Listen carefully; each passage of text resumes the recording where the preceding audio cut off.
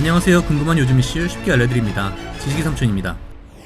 역대 대통령 중 친인척 비리로 순환을 겪지 않은 대통령은 없습니다. 민주정부, 비리척결을 외친 대통령들도 예외는 아니었습니다. 김영삼 전 대통령은 취임과 동시에 군부 사조직인 하나회를 해산시키는 등 부정부패 타파를 강력하게 외쳤지만 그 역시 친인척 비리를 피해가지는 못했습니다. 김영삼 전 대통령과 관련된 친인척 비리를 이야기하자면 아들인 김현철을 빼놓을 수 없습니다. 쌍용투자증권에 근무 중이던 김현철은 1987년 아버지 김영삼의 13대 대통령 선거 출마와 함께 퇴사를 하고 선거 캠프에 참여해 자체 여론조사팀을 꾸려 선거 전략을 짜는 등 김영삼 진영의 브레인으로 활약하며 정계에 발을 들였습니다. 1992년 14대 대통령 선거에서 김영삼 전 대통령이 당선된 후 공식적으로 맡은 직책은 없었지만 청와대의 소통령이라 불리며 국정 운영에 개입해왔는데요. 이 사실은 김영삼 대통령의 정권 말기 한보그룹 사건과 함께 세간에 알려지게 됐습니다. 한보그룹 회장이 불법 대출을 받기 위해 유력 인사들에게 뇌물을 주고 청탁을 하는 과정에서 김현철은 기업인 6명으로부터 66억 원을 받은 혐의로 구속됐고, 이 과정에서 1992년 대선 자금으로 쓰고 남은 120억 원을 개인 비자금으로 관리해온 것까지 밝혀지며 1997년 실형을 선고받았습니다. 이 사건으로 김영삼 전 대통령은 재임 중 현직 대통령의 아들이 구속되는 불명예를 기록했습니다. 김영삼 전 대통령의 사촌 처남 역시 덕산그룹 관계자로부터 청탁과 함께 억대 뇌물을 받은 혐의로 구속되기도 했습니다. 김대중 전 대통령은 아들 셋이 권력형 비리와 연루되고 구속되는 이른바 사몽비리로 곤욕을 치렀습니다. 김대중 전 대통령의 삼형제 비리는 민주정부에서는 그런 일이 터지지 않을 것이라고 기대한 국민들에게 더 큰 충격을 안겨주는 사건이기도 했습니다. 김대중 전 대통령의 임기 말기인 2002년 3명의 아들의 비리와 관련된 뉴스가 연이어 터져나왔는데요. 김대중 대통령 역시 대국민 사과와 함께 엄정 수사를 지시했습니다. 가장 먼저 비리가 밝혀진 사람은 차남, 김홍업, 삼남, 김홍걸이었습니다. 김홍업은 금융기관에 진 빚을 감면받게 해달라, 국세청 포상을 받게 해달라, 민정수석실 내사에서 선처해달라는 청탁과 함께 2억 6천만 원을 받았고, 김홍업의 측근 3명이 20억 2천만 원을 받을 수 있게 도운 혐의로 구속됐고, 삼남 김홍걸은 체육목표 사업자 선정과 관련해 청탁 명목으로 기업체로부터 36억 9천여만 원을 받은 혐의로 구속됐습니다.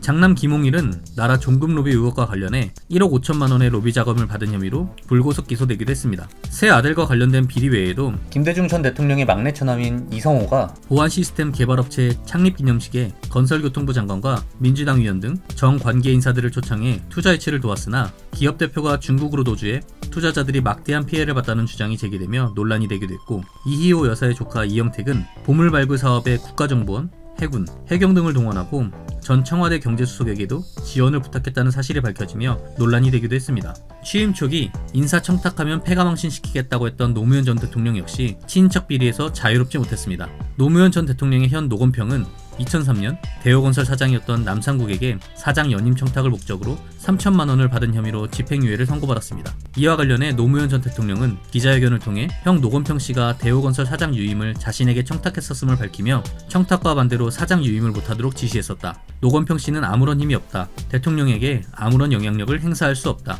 가만 좀 내버려 두시면 좋겠다라고 말하기도 했습니다. 친인척 비리 문제를 해결하기 위한 노무현 전 대통령의 이러한 발언은 또 다른 사건을 불러일으키는데요. 기자회견에서 노 전 대통령은 대우건설 사장처럼 좋은 학교 나오시고 크게 성공하신 분들이 시골에 있는 별 볼 일 없는 사람에게 가서 머리 조아리고 돈 주고 하는 그런 일 이제는 없었으면 좋겠다고 말했고, 기자회견을 생중계로 보고 있던 남상국은 심리적 압박을 견디지 못하고 한남대교에서 투신하며 스스로 목숨을 끊은 것입니다. 이 사건에 대해 노 전 대통령은 온 국민이 지켜보는 기자회견에서 실명을 거론한 것은 자신의 실수였다고 시인하기도 했습니다. 노무현 전 대통령의 호소에도 불구하고 노건평을 향한 비리 청탁은 계속됐는데요. 결국 노건평은 세종증권 인수청탁 대가로 세종캐피탈 홍기옥 사장에게 29억여 원을 받은 혐의로 정권이 바뀐 뒤 구속됐습니다. 형 노건평뿐만 아니라 노건평의 처남인 민경찬 역시 청와대 청탁을 빙자해 펀드를 모금하는 등 금품을 수수한 혐의로 징역을 선고받았고, 조카 노지원은 2005년 전국을 휩쓴 사행성 게임인 바다 이야기와 관련해 이권을 챙겼다는 논란이 일기도 했습니다.